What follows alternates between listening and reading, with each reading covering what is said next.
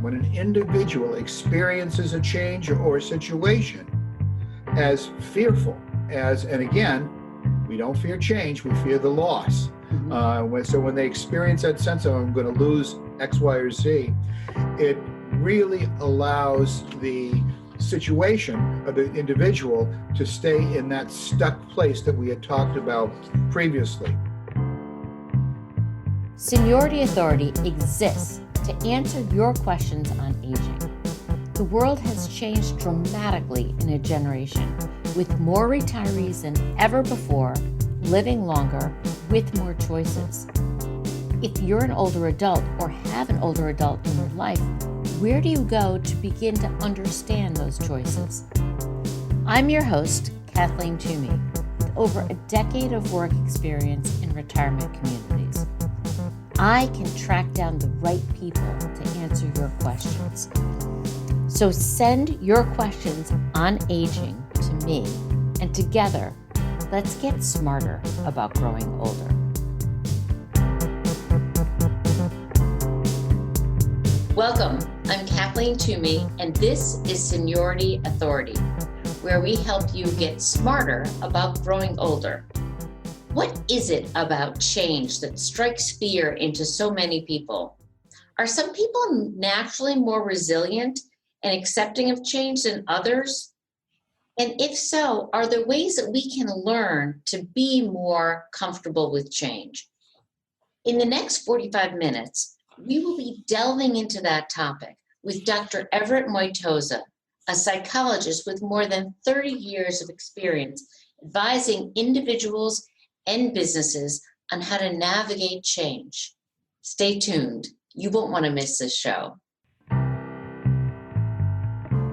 Thanks to our show sponsor, the Riverwoods Group, Northern New England's largest family of nonprofit retirement communities, where active adults find community, purpose, and peace of mind. Visit riverwoodsgroup.org. Now, let's hear from today's guest.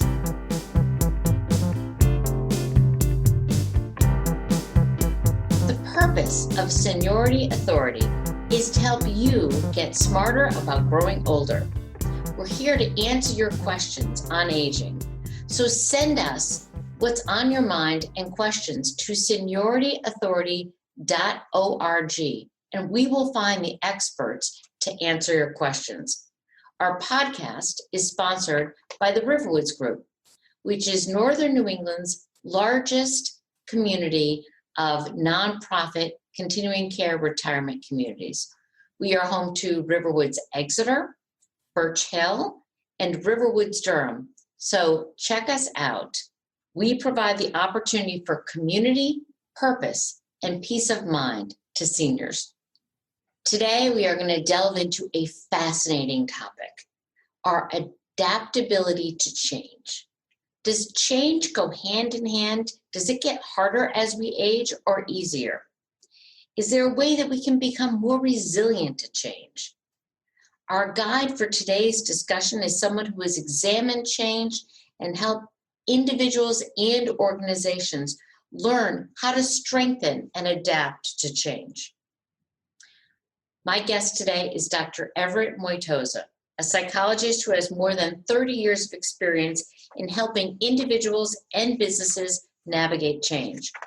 Author of the Moitoza Changehearty Profile, Dr. Moitoza holds a doctorate in psychology from Boston University, an MBA from Southern New Hampshire University. He's a very well-known lecturer and has taught graduate level courses at Harvard, Boston College, and several others. Welcome to the podcast, Dr. Moitoza. I'm thrilled we'll be learning more on how to get smarter about change from you. Great to be here. Thanks for inviting me. Oh, it's great to have you here. This is a topic I think many of our listeners want to understand better. Why is change so intimidating for many of us? And is that a genetic factor? Can we change our attitude towards change? So let's start the conversation by defining, what do we mean by change? Can you help us articulate that? Sure. Well, change is really a two-factor process. The first part of change is that it's an event. It's a situation that's external to us. Something old stops, something new begins. Something old stops. I sell my house.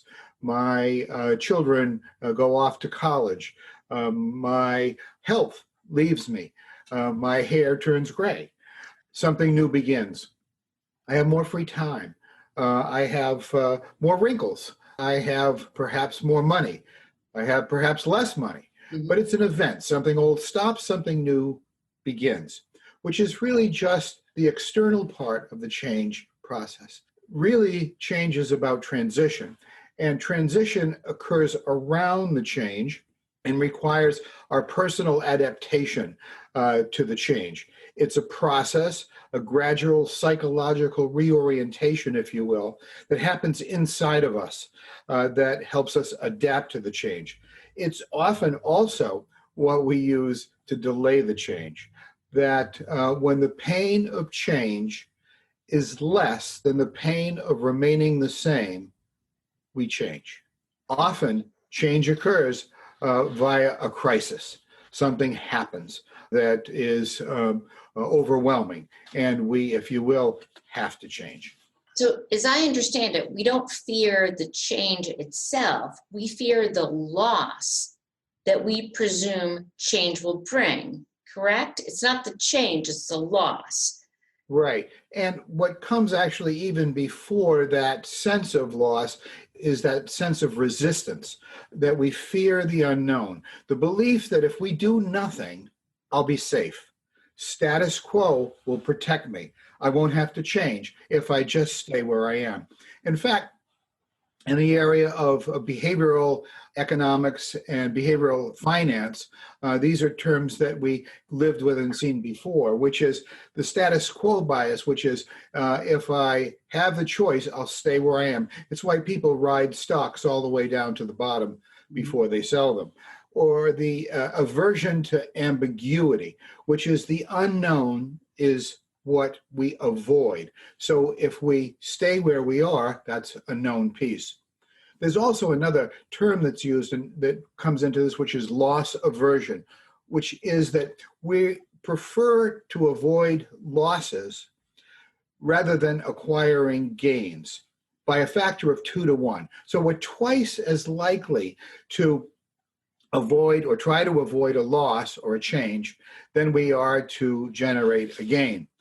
We were talking, and you asked a couple of minutes ago about, we don't really fear change, we fear loss. And that's really true. It's the loss of in a number of different areas.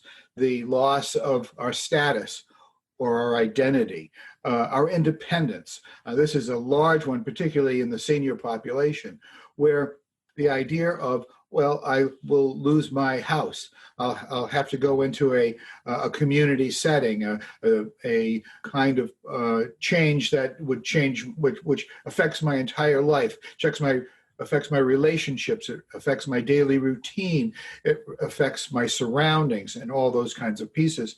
So it is that sense of loss that really holds the change from more easily occurring. For some, but not for all.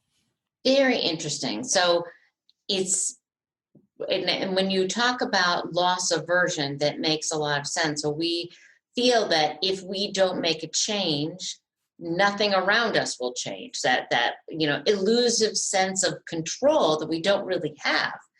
Is there a typical process that we go through when we get to a place on how to accept change? Is it like a Elizabeth Kubler-Ross kind of 7 stages? Is there a way to be more accepting of change? Sure. And in fact, hers is taken off on the general change model.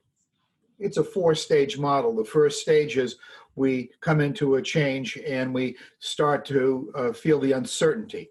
And with that, we might have excitement, but we also may have fear. And that's that first stage where it's not quite known what's going to happen. And then we move into a stage of skepticism, where really there is more anxiety, some denial, some reservation, frustration. This is often the second stage is where people get stuck and they stay in there and spin and spin and spin. And they do that via avoidance and maybe some rationalization of why they shouldn't move or do whatever it is that is in front of them. Then there's the third stage, which is the area of like, this is an exploration stage where we start looking at, what are some of these other, gee, maybe this doesn't look so terrible. Still a bit of unsurety, ambivalence is there, but it's ambivalent. It's like I've got some of the, yes, that's pretty good. That doesn't look so great to me. And there is that confusion that goes with it. From that, there's then this movement up to the commitment stage, where in our transitions, we move to a sense of excitement. We appreciate the innovation. We start to feel that this is really good. Gee, what was I thinking about over all this stuff? Why was I worried so much about these things? And that's really the commitment stage. And that's when we're fully ensconced in embracing and being energized with that last part of the change. And we are in the show at that point. So that's interesting. There's 4 stages, but we can get stuck at any point in time and not move forward if we don't. And does it help to understand the stages and kind of reflect on them? I think so. My observation has been that when I get calls either from an individual or an organization, it's that stuck stage. In that stuck stage in an organization, there's a lot of conflict, boards of directors, boards of trustees. There's a lot of wrangling around, and they spin and spin and spin. And essentially what they do in the organizations, they say the classic line of, well, let's take this under advisement. We'll put it on our agenda for next quarter, and we'll take a look at it after we've had a chance to really think about this. And that's the organizational response to doing nothing, to loss aversion, to status quo bias. For the individuals, it sometimes looks a little different. If they are in a relationship, that this is the place where their spouse is ready to hit them over the head with a frying pan and say, get on with it, Frank, would you? Or Mary, whichever way that might go. But they will spin and spin. This is also a place where depression can actually start to seep in. If there is that rumination, that round and round and round without any movement, they get exhausted. The fear increases or at least stays stable. And with the exhaustion, there is this fatigue and depression sets in.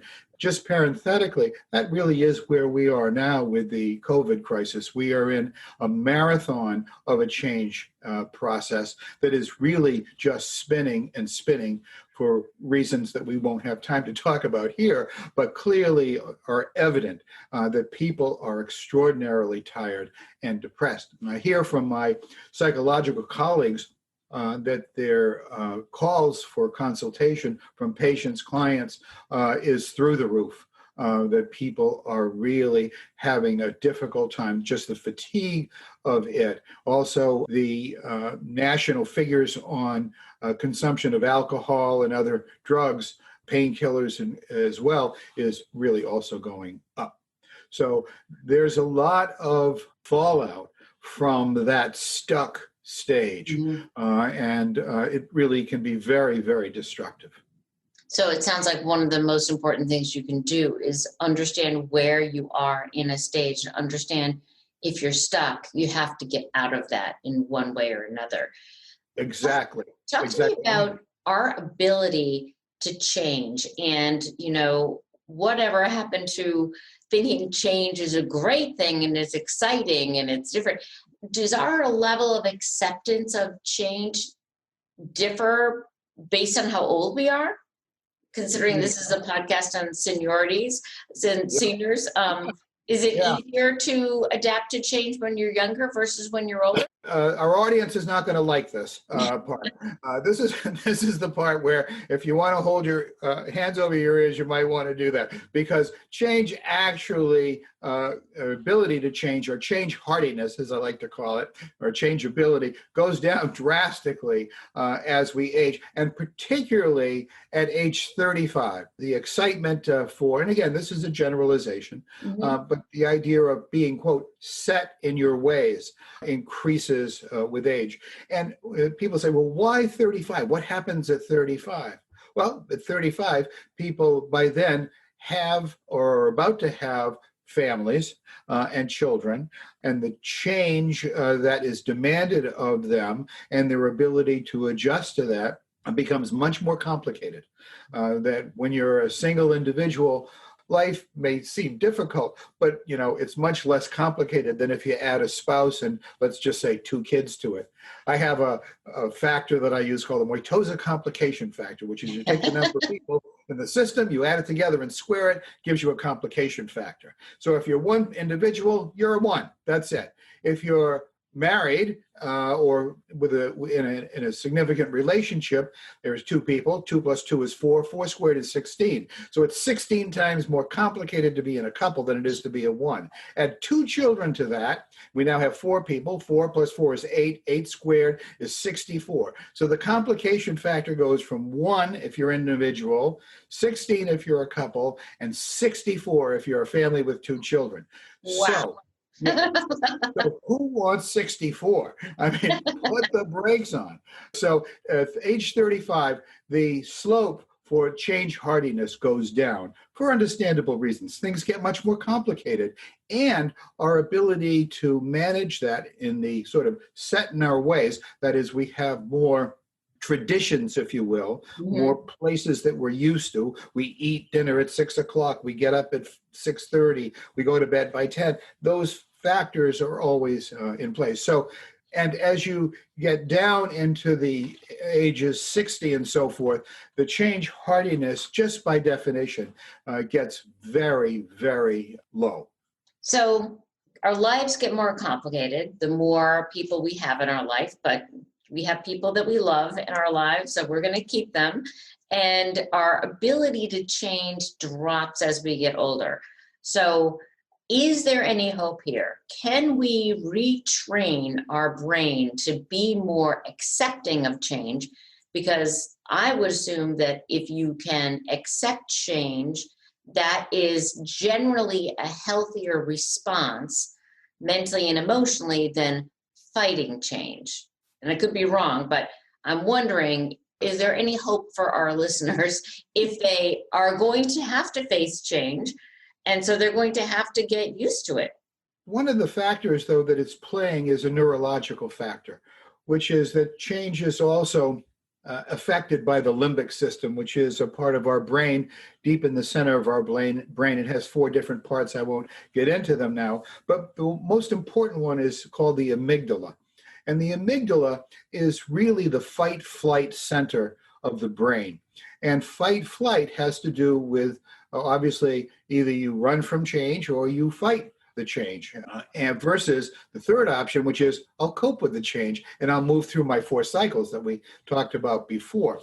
And the amygdala is really a dastardly part of our brain, because once it gets turned on, it hijacks by the way of fear, because it is that fear center. It gets turned on. It overrides the rational part of our left brain, so that we lose our ability to puzzle out and to think as clearly as perhaps we might better do, to make selections of actions that would allow us to change more easily and more quickly.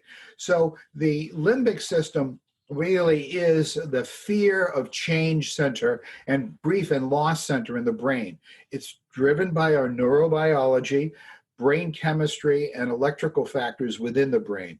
It's the part of us that activates obsessions, compulsions, avoidance, procrastination, and worry.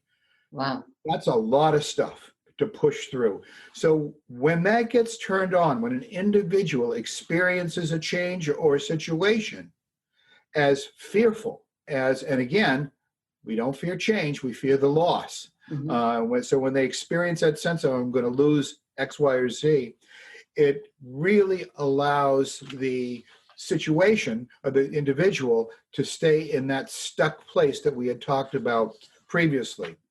So the limbic system is sort of a kind of a co-enemy to us around change.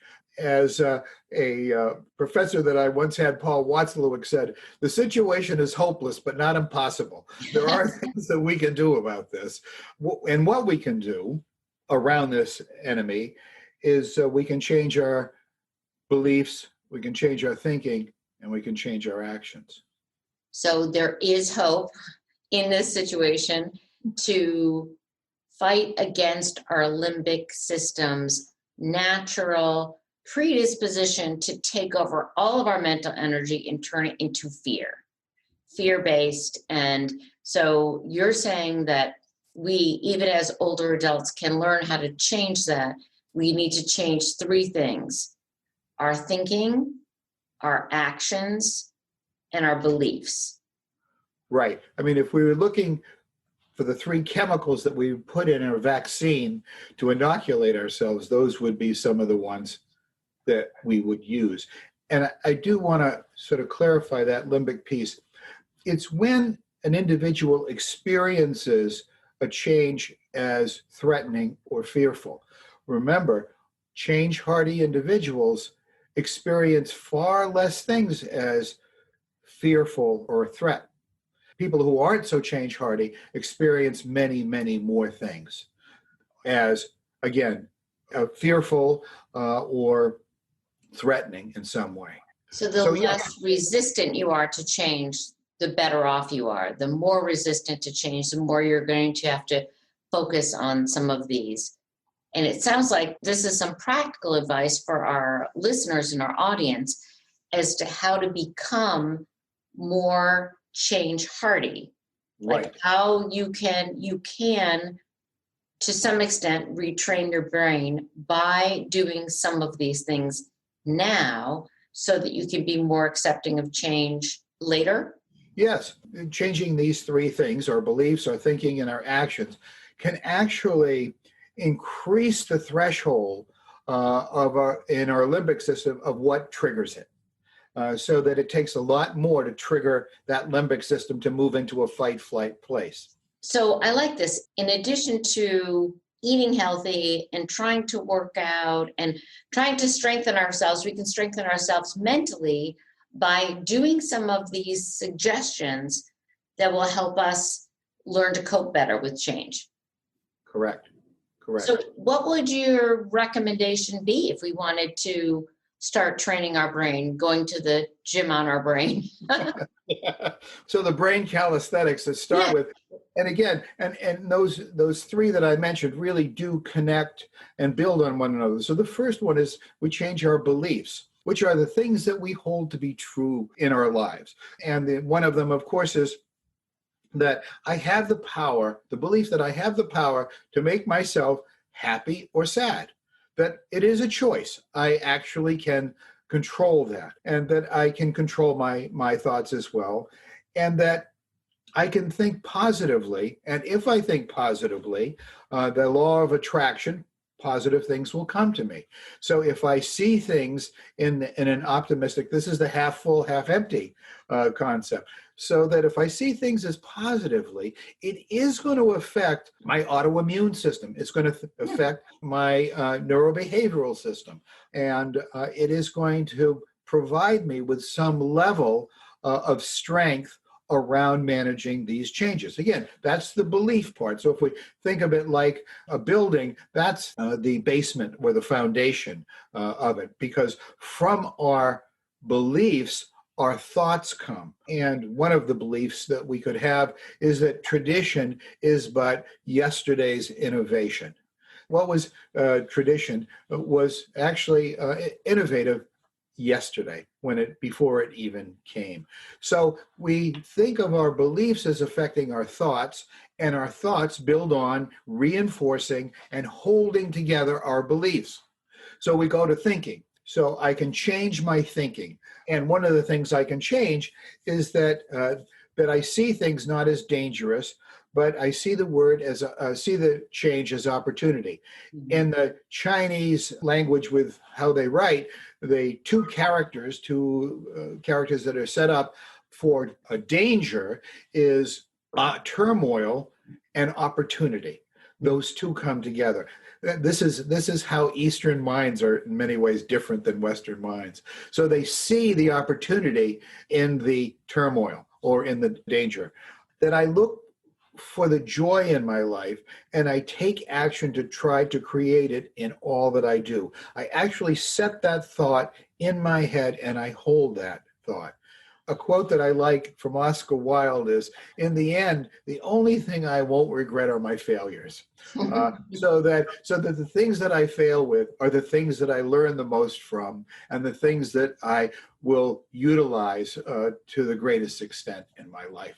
Versus, oh my God, the last thing I can have is a failure. The idea, if you were probably going to talk to old Oscar, he'd say, yeah, and make those failures fast and quick. Make them complete so that you get on to the part that you want to. Norman Vincent Peale had this thinking thing down, The Power of Positive Thinking. Mm-hmm. He wrote a book in 1952. It was probably, after the Bible, the biggest selling book that was around. It was used for sales and used in business and used for self-help groups as well. He was probably one of the earliest self-help guys going on. So those are the beliefs. That's the thinking. Let's move to the action part of it. You move from fear of loss to embracing of gain. That you can do things, and some of these may seem very trite, but I find them to be very powerful. One is to listen to new music and to listen to music, period. Music is probably the greatest lubricant for changing your neurobiology and actually your autoimmune system that's going. Music therapy has been used in psychology and psychotherapy for years, but it's also used in many respects in medicine. Many surgeons, for example, will play music during surgeries for their own amusement and relaxation, but they find that there's actually different responses in patients who are absolutely knocked out anesthetically with different kinds of music that is played. Wow. So you're always there even when you're not there. Another one is to read new stuff. To be able to start to stretch the things that you're doing and what you're thinking about as an action. Another one that I like is to ride paradoxically, the fine art of what I call roller coaster riding. This is my observation. When you watch, and these are in the old days of roller coasters when they didn't actually, crazy glue you to the seat with a million different things that were on top of you, but there was just a bar. And you would watch individuals, the professional roller coaster riders who had this thing specced out knew that when they went down the top of the hill, what would they do? They would put their hands up. Everybody on the ground would think those are crazy people and they're going to die. But what they knew was that, and this is physics, that when you hold on to the bar as tightly as possible, your hand and arms actually create a lever and you become moved out of your seat and you become unstable. If you put your hands up, centrifugal force, FUGAL, pushes you back in the seat and actually paradoxically increases your stability. So getting your hands off the wheel, getting your hands off the bar, letting go increases your stability. It's a metaphor that I love to use when people are trying to hold on tight to where they are, what they got, and where they think their safety is. I love that analogy because it is true. Sometimes we grip so tightly to what we know. And so what you're saying is do the opposite. Let go of your expectations, of your assumptions, of what you think you know, and fall into this. And also rely on your natural self to be okay. that you'll be okay. This concept or variations of it are used in sports considerably. They're always saying, okay, relax. When you hit the tennis ball, okay, keep your eye on the ball, but relax, just move in a smooth motion. Don't get yourself all tensed up. Batters in baseball, same thing. The idea of that you actually perform optimally when you're less tense, physically at least, and mentally, provides a great example of how those ideas really come to play, at least in sports, and where you can learn how to optimize your performance. Some other areas, change actions. Hang out with people who are positive. Stay away from downers. Debbie Downer and Donald Downer are not people you want to be around, because they will bring you down. They will have interpersonal toxic effect. We're not also looking to hang out with individuals who are pie in the sky and always starry-eyed and thinking everything is wonderful, because things are not always wonderful, as we know right now. But we look for the idea that they will get wonderful, and I can help make that happen by doing certain kinds of things. And I can practice small changes in my routine right now is another action we can take. One that I think is really interesting is when we are standing and we decide to walk forward, something that's pretty simple, we almost always use the same foot to start an ambulation, as they say in physical therapy. So find out which foot you normally start with, and then don't use that foot to start with for like a whole day. Thinking very consciously, like, okay, I start with my left foot. I do happen to start with my left foot. So I'll start with my right foot. And something as really kind of funny as that is. The other thing, and I do this in some of the presentations that I do, as I say to people, okay, cross your arms over your body like this. And people there's just a way, they're just automatic. And then I say, okay, reverse that. And this is going to be hard even for me. I just can't figure out how it is because it's a change. But just doing that goes like, okay, it's like kind of like a dope slap. It says like, okay, you got to be more flexible at this stuff. You got to be able to move out of your comfort zone, because this is a comfort, and I can do this all day long. Just like I can start off with my left foot. So those are some actions that I would say would be things that can help us be more change-hearty. That's wonderful. I love those recommendations because they're very practical.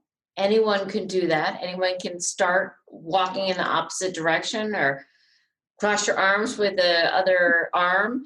And your advice about changing your beliefs and your thoughts and your actions is, gives our audience some really practical and profound decisions to make on how they can become more reliant. And we are all experiencing change right now with COVID, and many of us are having change forced upon us that we don't choose. So being able to adapt to that, I think, can only help us in the future when more and more change is going to be anticipated of us. Correct. Is there any other advice as we start to conclude that you would want to share with our listeners today? Yeah, there's one thing. If I were going to put together a composite of what change-hearty traits there are that an individual might have, what a change-hearty person would look like compositely, here are some of the things they would have. They would have high emotional intelligence, which is they would know what they're thinking and feeling, they'd know what you're thinking and feeling, and they'd know what the interaction between the both of you is going on, and in a high degree of accuracy, high emotional intelligence. Number two, they'd be action-oriented. They're people who do things versus just think about things. Thinking's good. Doing is also more positive in this regard. They're individuals who they're in control of their lives. They are also half-full people. They see things as positive versus negative. They seek and develop friends and family. They are social beings, and they develop those social systems with their friends and with their family. They also have a sense of humor, and they see obstacles as challenges. If I were looking for a composite of a change-hearty individual, that's what they would be. That's perfect. Something that we can all aspire to. And I really appreciate your time with us and with your very good advice, because I think anyone can start some of the things that you had suggested today and become more resilient in the future. So thank you so much for helping me and for helping our audience to become more change-hearty. As we conclude this episode, I'd like to thank Dr. Everett Moitosa for his informative and inspiring discussion and suggestions on how to become more resilient around change. Thank you for your wisdom and advice. And for our listeners, if you have questions or suggestions for Dr. Moitosa, go on our website, seniorityauthority.org, and post those, and we will answer those questions. Thank you, Dr. Moitosa, for helping us to get smarter about growing older. You're welcome. Thank you for having me. That's our show for today. I'd like to thank our sponsor, the Riverwoods Group, which is Northern New England's largest family of nonprofit continuing care retirement communities. You can find us at riverwoodsexeter.org, birchhill.org, and riverwoodsdurham.org. Come and discover a community where you matter and you find community, connection, and peace of mind. Thanks so much for listening today. Thanks to our show sponsor, the Riverwoods Group, Northern New England's largest family of nonprofit retirement communities, where active adults find community, purpose, and peace of mind. Visit riverwoodsgroup.org. That's our show for today. Did it spark a question? If so, send us your questions at seniorityauthority.org and we'll track down the answer. Meanwhile, don't forget to subscribe, like us on Facebook, follow us on YouTube, and rate us on your favorite podcast platform. Until next time, let's get smarter about growing older.